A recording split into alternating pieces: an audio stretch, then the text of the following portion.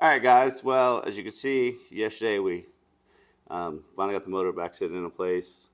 Um, we're now going to get up on the lift because we need to get the back motor mounts in. They kind of sit on a little lip, and now we just kind of have to get those screwed in, and then just start putting the put the clutch bearing, throttle bearing in, transmission, drive shaft, and then we'll come up here, put the rotating assembly in, get all that done.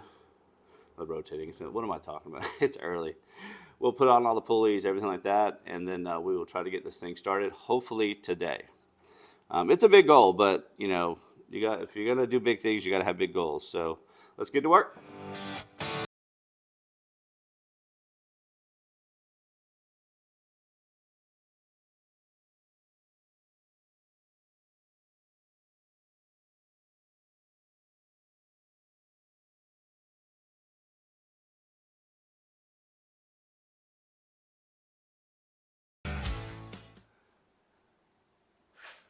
All right, I'm not sure if you guys can see this, but basically the engine sits on this lip right here, and then we'll have a bolt that goes through here like this. But we're gonna have to jack it up a little bit and get it kind of to sit in the right spot. Same with on this side. Probably have to shift it a little bit that way too. So let's grab a jack and then let's get it lifted up.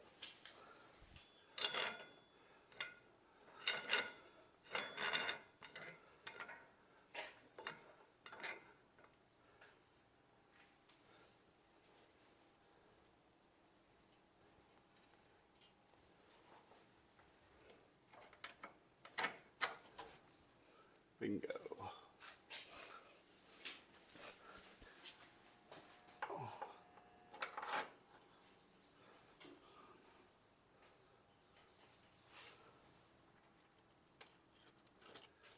All right, so we got the clutch arm in, got the cotter pin. Now the way this one was set up years ago, I don't know if you guys can see. I'll see if I can get you in there. So it's got a little, can't really see it from there. Anyways, there's a little plate you mount to the bell housing, and then that's what screws there, and then that's what connects your rod. Had to clearance a little bit of stuff because, again, that's probably not off the same kind of car. But let's get the next we'll get the transmission in, and then we'll go from there. All right, so I got the throw out bearing in. I hooked all this back up. I finally secured my brake line. That was kind of hanging. This is busted, so we'll finally not put that back on there. Now we just gotta manhandle this transmission. I'm thinking might be all right. Let's see what we can do.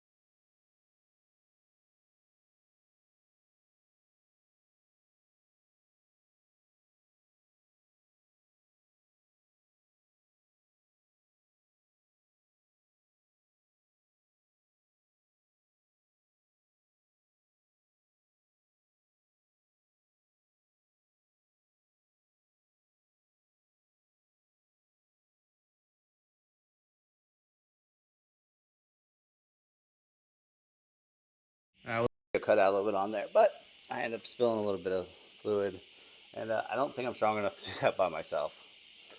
So I had to wait for Tyler to get home. Just be easier. Got freaking oil all over me now. So let me clean that up, and then we'll, try again once Tyler gets back. Guess we can lower this down for now and start working on the stuff up top.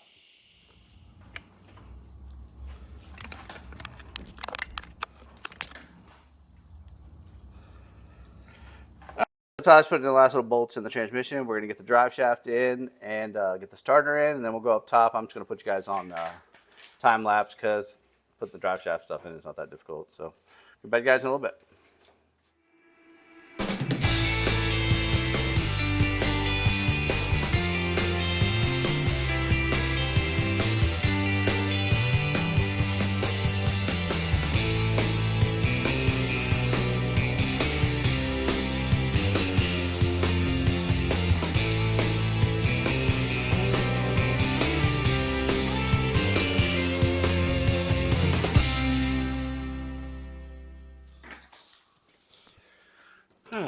Can't believe I've broken on the mic. Anyway, so I've got pretty much the fuel pumps in, almost everything underneath is pretty much done. So what I really need to do now is just like bolt these headers in, start getting the front assembly drive on, and just kind of start tightening this motor up. And hopefully we'll hear it run today, if not tomorrow. But I'm going to put you on time lapse for all that because honestly it's not that exciting. But let's get to work. What's up, guys? Brian Callahan Garage. So my mic broke as always. Guess somebody doesn't want me to talk today. So I'm getting ready to put these header gaskets on, and something I used a long time ago that I didn't really think about using on headers was copper spray. It's a high temp sealant. Everybody I know, and maybe you're not, I've always had a problem with it, is after a little while you always get some header leaks, and it's a really annoying kind of thing. So what we're going to do is we're actually going to seal both sides of this with this copper seal. Go ahead and put this in and install it, and I believe, to be honest with you, that'll solve most of your header leak problems, because what happens is that as that metal heats up, sometimes it can be a little warped, sometimes it can move a little bit, and this will kind of make up for that little difference. So let's cover it up and we'll get it in the car.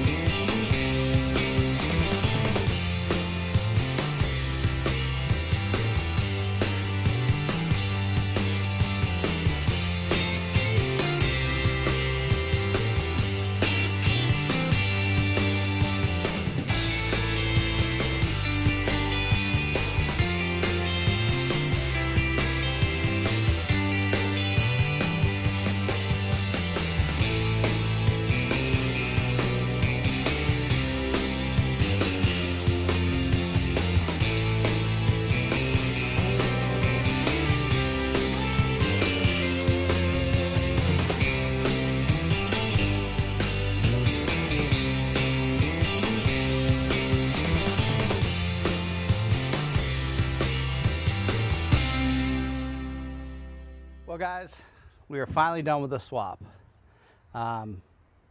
This took a little longer than I wanted to take it, and I didn't film everything towards the end. A couple things we did do, we ended up pulling the transmission apart and actually putting that new synchro gear in on for number 3, so it shifts fine. But let's take a look at what the end result looked like. Let me get you on in here. All right, so there's our new to me, motorhome 454. We went ahead and put the original cam in out of our 396 in there, which ended up being a boat racing cam, but hey, it works good. Put our new intake back on, same new distributor. Went ahead and got, made sure the brakes, had to pull that off, redo that. Now let's hear it run, see what you guys think.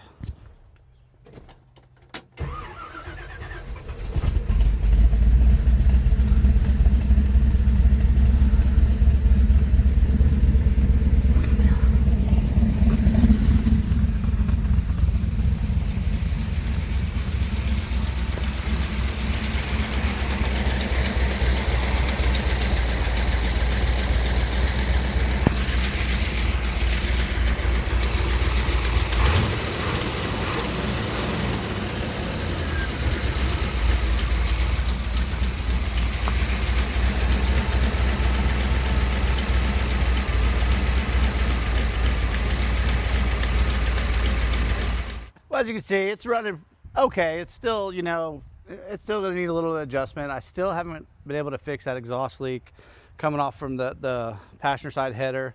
I think I actually have to replace that, and the problem is finding one that'll fit on the right as well because of the Z-bar and everything like that. But it's driving. We're gonna adjust the timing a little bit. We're gonna play with it a little bit. The fact that I have third gear now is pretty awesome. It's been a long process, and again, this is a motor out that's sitting on the side of my uncle's shop out of a motorhome. So the fact that we got this up, running, and back, and we now can drive this car daily, again, is freaking awesome. So hopefully you guys will see me driving it to work real soon. Again, thank you so much for watching. Everybody drives by here with loud exhaust. I don't know what it is. Anyways, thank you so much for watching, and make sure you like and subscribe, and enjoy it.